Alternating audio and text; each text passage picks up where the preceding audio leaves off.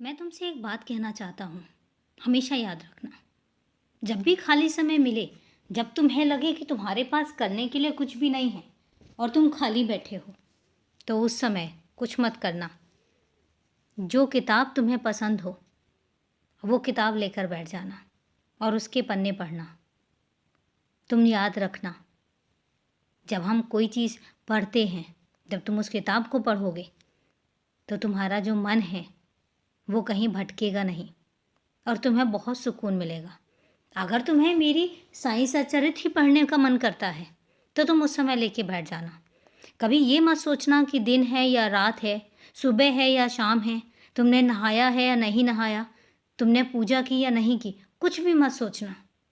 तुम्हें लगे कि तुम खाली हो और तुम परेशान हो रहे हो तो तुम वो किताब लेकर बैठ जाना जिसको पढ़कर तुम्हें सुकून मिलता है। वो ज़रूरी नहीं है कि मेरी साईं सच्चरित्र ही हो। मैं तुम्हें फिर कह रहा हूँ कि ज़रूरी नहीं है, ज़बरदस्ती कोई काम करने की ज़रूरत नहीं है।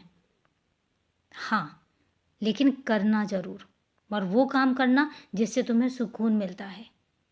अगर तुम किताब भी नहीं पढ़ना चाहते हो तो तुम्हें अगर कोई और काम पसंद है, तो अगर तुम अकेले हो और तुम्हारे पास करने के लिए कुछ नहीं है तो अपना वो मनपसंद काम करने लग जाओ जिससे तुम्हें सुकून मिलता है।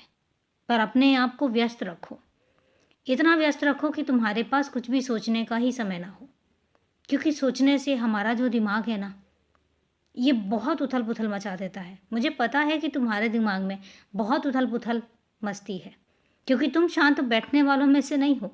तुम्हें कुछ ना कुछ करने के लिए चाहिए, और अगर तुम्हें सही से काम ना दिया जाए तो तुम्हारा दिमाग जो है ना, वो खुराफाती चीज़ें सोचने लग जाता है।